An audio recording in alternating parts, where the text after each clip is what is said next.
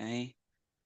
Hare Krishna, welcome devotees. Today we are reading Srimad Bhagavatam, Canto 3, Chapter 15, verse number 29. I'll go through the verse, translation and purport, and then we can have some discussion.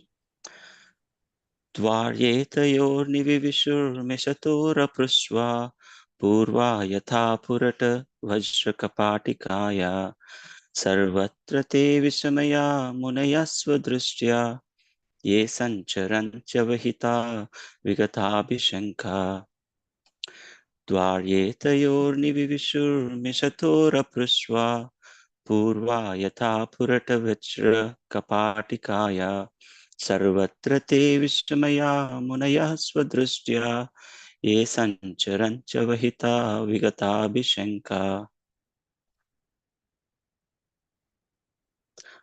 Word to word. Dwari, in the door. Etayo, both doorkeepers. Nivivishu, entered.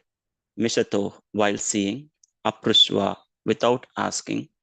Purva, as before. Yatha, as. Purata, made of gold. Vajra, and diamond. Kapatika, the doors. Yah, which. Sarvatra, everywhere. Te, they. Avishamaya, without any sense of discrimination. Munayaha, the great sages. Swadrishtya, out of their own will. Ye, who. Sancharanti, move. Avihataha, without being checked. Vigata, without. Abhishankaha, doubt. Translation and purport by His Divine Grace A.C. Bhaktivedanta Swami Srila Prabhupada Ki Jai. The great sages, headed by Shanaka, had opened doors everywhere. They had no idea of ours and theirs. With open minds, they entered the seventh door out of their own will, just as they had passed through the 6 other doors, which were made of gold and diamonds. Purport. The great sages, namely Sanaka, Sanatana, Sanandana, and Sanatkumara, although very old in years, maintained themselves eternally as small children. They were not at all duplicitous, and they entered the doors exactly as little children enter places without any idea of what it is to trespass. That is a child's nature. A child can enter any place and no one checks him. Indeed, a child is generally welcome in his attempts to go places, but if it so happens that a child is checked from entering a door, he naturally becomes very sorry and angry. That is the nature of a child. In this case, the same thing happened. The childlike saintly personalities entered all the 6 doors of the palace, and no one checked them. Therefore, when they attempted to enter the 7th door and were forbidden by the doormen, who checked them with their sticks, they naturally became very angry and sorrowful. An ordinary child would cry, but because these were not ordinary children, they immediately made preparations to punish the doormen, for the doormen had committed a great offense. Even to this day, a saintly person is never checked from entering anyone's door in India. Om Ajnanathimirantasya Gnananjana Shalakaya Chakshurunmilitam Yena Tasmai Shri Gurave Namaha. Shri Chaitanya Manobhishtam Sthapitam Yena Bhutale Swayam Rupat Kadamahim Dadati Swapadantikam Vandeham Shri Guru Shri Yutapadakamalam Shri Gurun Vaishnavamsha Shri Rupam Sagrajatam Shri Rupam Sagrajatam Sajana Krishna Chaitanya Devam. Thank you. Sri Radha Krishna Padan Sahagana Lalita Sri Vishakhan Vitamsha. He Krishna Karuna Sindhu Dina Bandhu Jagatpate Gopesha Gopika Kanta Radha Kanta Namostute Tapta Kanchana Gaurangi Radhe Vrindavaneshwari Vrishabhanu Sute Devi Pranamami Haripriye Vancha Kalpatarubhyascha Krupa Sindhubhya Evacha Patitanam Pavanebhyo Vaishnavebhyo Namo Namaha. Namo Vishnu Padaya Krishna Prishthaya Bhutale Srimate Bhaktivedanta Swamini Namani. Namaste Saraswati Devi Gauravani Pracharini Nirvishesha Shunivadi Paschati Deshatarani. Jai Shri Krishna Chaitanya Prabhu Nityananda Shri Advaita Gadadhara Shivasati Gaura Bhaktivinoda. Hare Krishna Krishna Krishna Hare Hare Hare Rama Rama Rama Hare Hare. Narayanam Namaskrutyam Naram Cheva Narottamam Devin Saraswatim Vyasam Tato Jayam. Okay, today it's again the verse is from the chapter 15th of third canto, 29. This is the description of the kingdom of the God. Just a little quick background. So the in the previous chapter, the pregnancy of Diti happens in the inauspicious time, and she held these two sons for 100 years, and the demigods, due to the darkness spreading in all the directions, the demigods approached Brahma to see what is that cause. And in this chapter, they started to glorify Brahma at the beginning. And then Brahma starts explaining what is the cause. And he starts about saying how four Kumaras, his four mind-born sons, entered the Vaikuntha planets. And there were very beautiful descriptions of the kingdom of the Vaikuntha. One especially, while I was revising this chapter, I really liked the verse that talks about, pretty much everything, but especially the Vaikuntha men and women, how they serve Lord.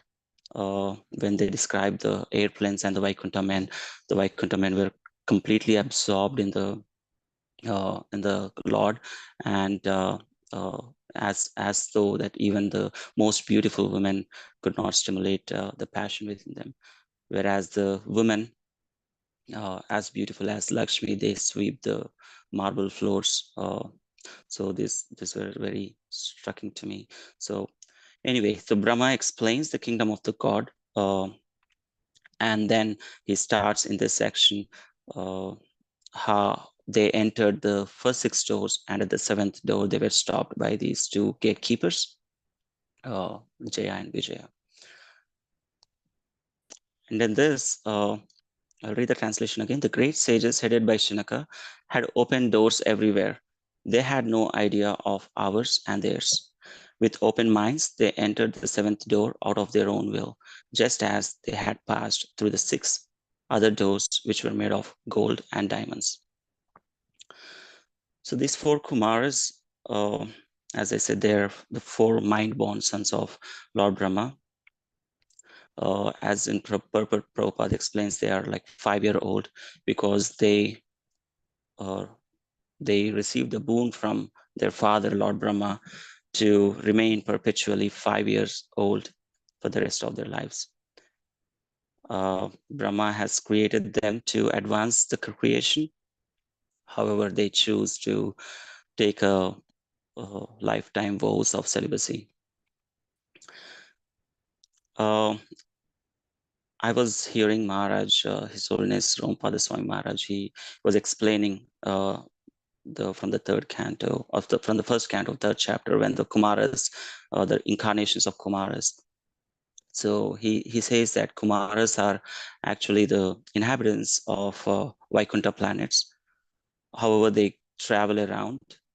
They go to this Tapaloka and encourage the meditators there to come to the point of devotional service at some point. So that is their service. And the Tapaloka inhabitants, they usually meditate on the Lord and they see the Lord every time within their hearts. But again, Kumaras, they travel to all these places to bring them to the devotional service.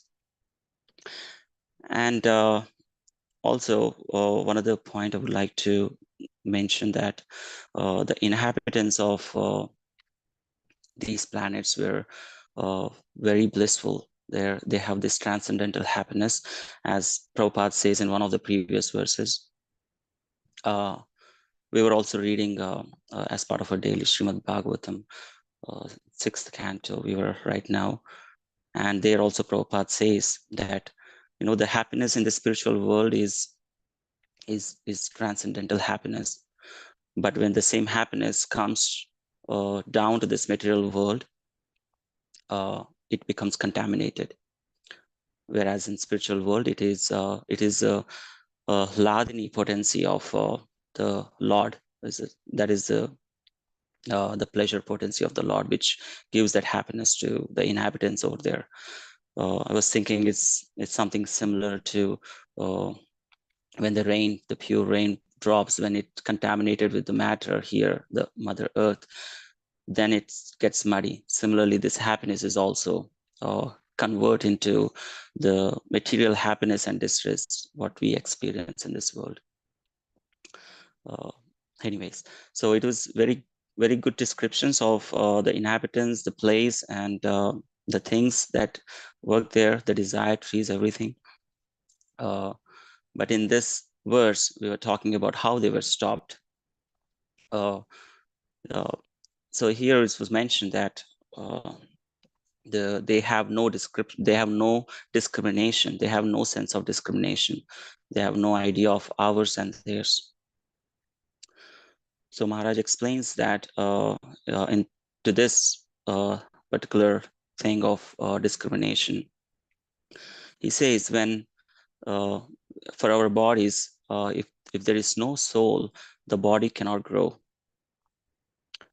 If the soul passes away, the body completely disintegrates. It becomes like a stone. So where is the point of ours and theirs? There is no such discrimination. As long as only there is soul, then it is alive. Also, I was hearing one poem this morning. It's from the Bhaja Govindam. It was one of the verse speaks about, or the prayers talk about, as long as we have the soul, we live in this body, the wife inquire about the husband's welfare. However, when the soul passes away, even the wife gets fear of looking at the body or looking at that body. So that is how we should look at when we talk about the discrimination. It is very foolish to think this is mine or this is theirs. And here's there are pure devotees, and they have no idea of. I mean, not yet pure devotees yet. I think when Lord, when there are two explanations I will speak about a little later, but at this point, they are the topmost brahmanas. The Brahman realized all these four Kumaras, but not bhaktas yet. And but however, they are self-realized. In one of the purports, Srila Prabhupada says that what is the definition of self-realization? It means it means one who is indifferent to the bodily and subtle needs, and also one who engages in the activities of pure self, which is its true self-interest. That is what self-realization means, which is what here four Kumaras are displaying without any sense of discrimination. And I would like to also read a verse for that particular thing. In Bhagavad Gita, we are doing the 10th chapter as part of Bhakti Shastri. There was a nice purport that talks about this equanimity, samatha. So equanimity refers to freedom from attachment and aversion. To be very much attached or to be very much detached is not the best. This material world should be accepted without attachment or aversion. That which is favorable for prosecuting Krishna consciousness should be accepted. That which is unfavorable should be rejected. That is called samatha, equanimity. A person in Krishna consciousness has nothing to reject and nothing to accept, save in terms of its usefulness in the prosecution of Krishna consciousness. So if, I mean, in the later verses, we already know that they got angry with the doorman, or the Kumaras showed anger, the display of anger. So then that question arises, why did they show anger if they are self-realized? And Maharaj talks about that anger is not the anger that we show in material sense. They are not angry about any sense gratification, because they have the gatekeepers shown that hindrance to their service. They want to see the Lord. That is their service. They want to serve the Lord by seeing him. So because there is an hindrance to their service, they show this anger. This is transcendental anger. Uh, so they are completely sense controlled. They are uh, self-realized. So there is nothing wrong in whatever their actions are. And there are also some explanations which may be little contradicting about how four Kumaras entered and into the spiritual sky. Firstly, I was thinking, oh wait, four Kumaras, they were born in this material world out of Brahma. How come they can travel to the spiritual skies? I know about Narada, he got special mercy, but I didn't know much about four Kumaras. And again, from the previous verse, the purport, Prabhupada says that they have attained this transcendental mystic yoga perfection. They have attained this mystic yoga perfection, so they can travel. As we know, the eightfold mystic perfections, they can become lighter than the lightest, heavier than the heaviest. So all this, and as Prabhupada says, that they became lighter than the lightest, and they travel through the material sky. Beyond this material sky, they entered into the spiritual sky. That's how they entered. It's similar to Durvasa Muni, and when in the episode of Maharaj Ambarisha and Durvasa Muni was also traveling for an year around the skies, and then he entered into the spiritual sky. He met Lord Narayana. Is this the same way that how he entered? Because he also attained mystic yoga perfection. There, my answer to the question, to my question, and the explanations. Some of the explanations given by Maharaj was one explanation is they smell the fragrance of the lotus, not the lotus, the tulsi leaves offered to the Lord's lotus feet, and then they became bhaktas and they became qualified to enter into the Vaikuntha planets. And the second explanation is the gatekeeper stopped these four Kumaras because they are not bhaktas yet.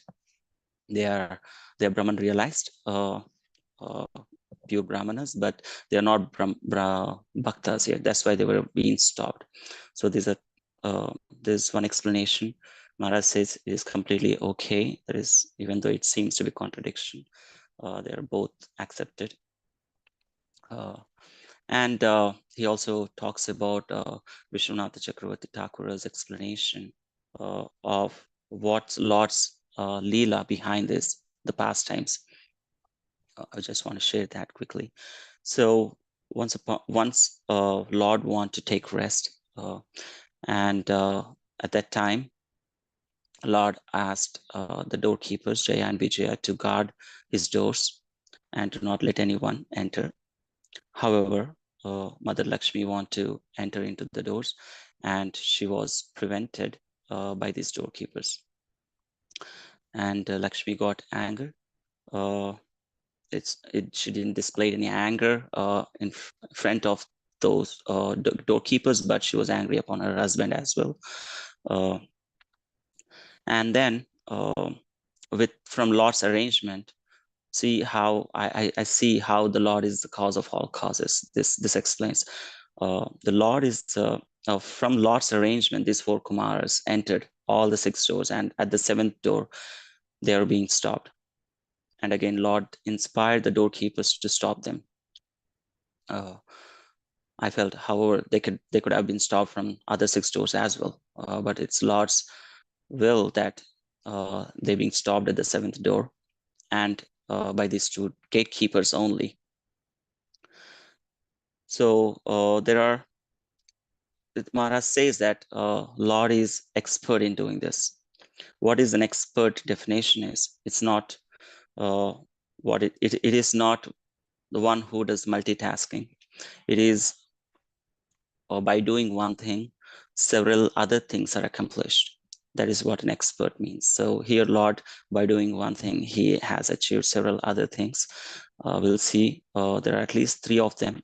One, in this Leela, Lord has fulfilled the desire of Lakshmi to reprimand these doorkeepers. 2 is These doorkeepers are in the mood of their rasa is to servitudeship to the Lord. So one of the desire that Lord has is, as we all know, he has also chivalry rasa, and as doorkeepers, they sense that desire and they want to serve the Lord in that way. So Lord, through his arrangement, he also fulfilled the desire to become these two great demons and fight the Lord in their battles. So this is the second accomplished thing in this arrangement.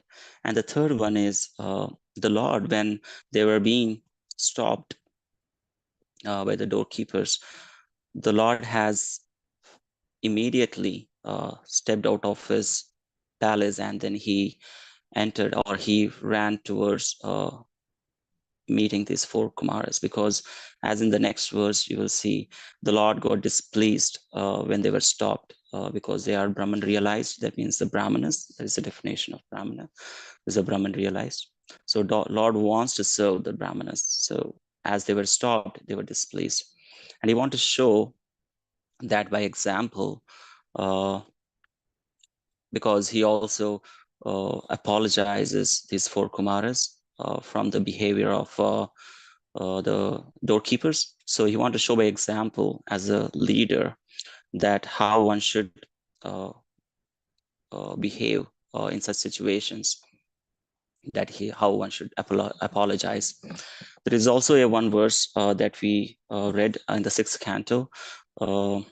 This is Yamaduta, the Yamaraja in the Ajamila's that story.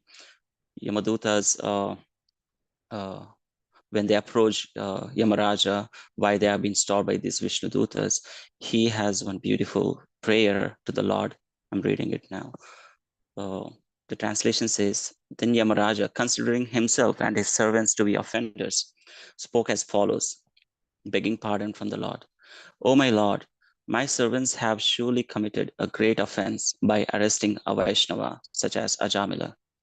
O Narayana, O Supreme and Oldest Person, please forgive us.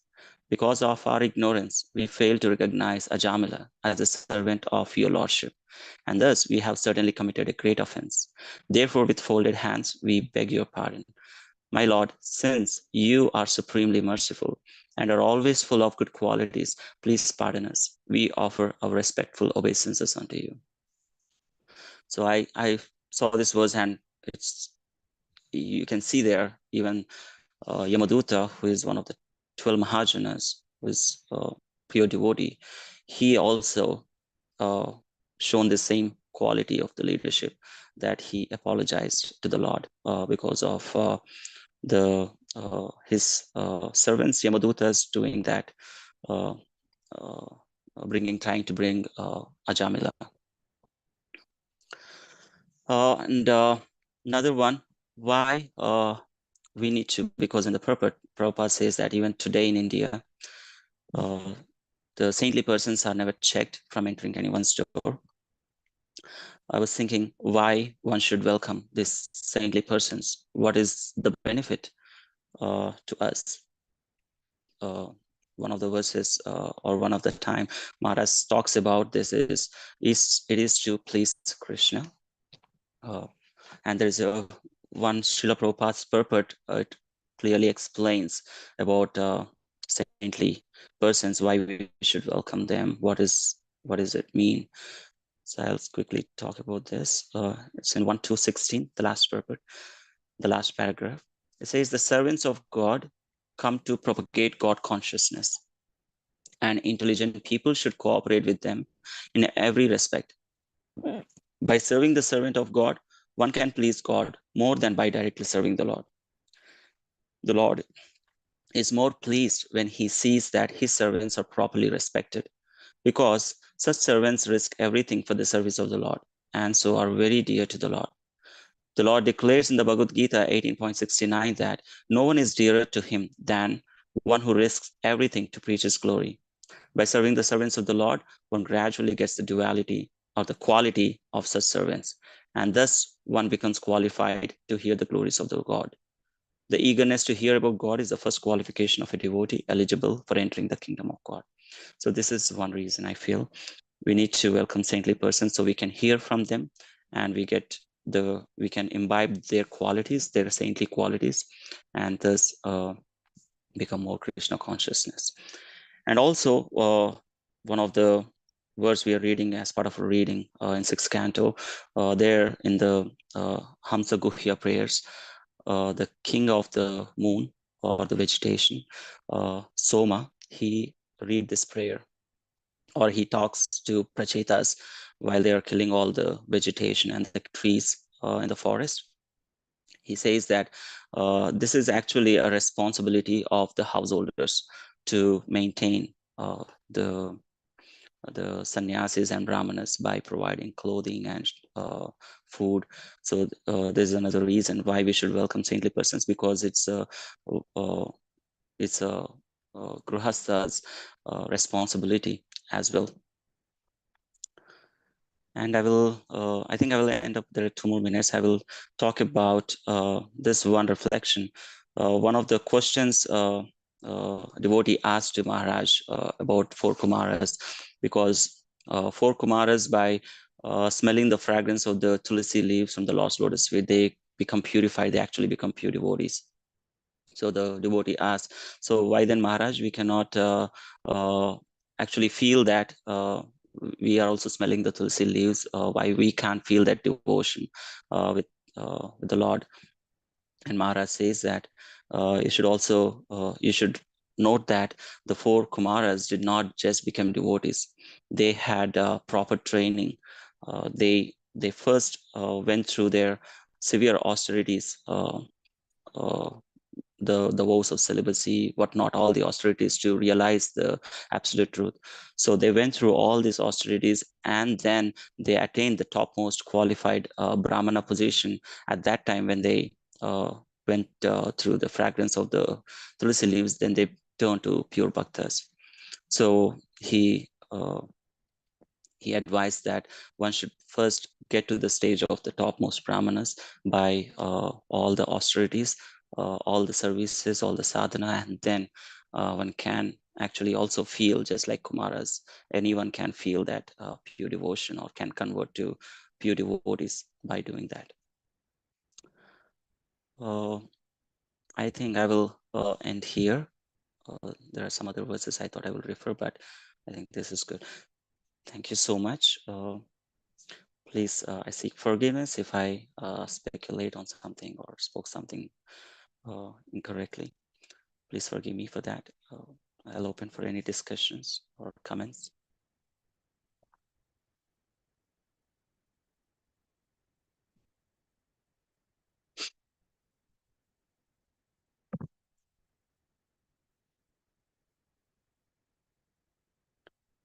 Okay, if there are no comments or discussion, let's end it here.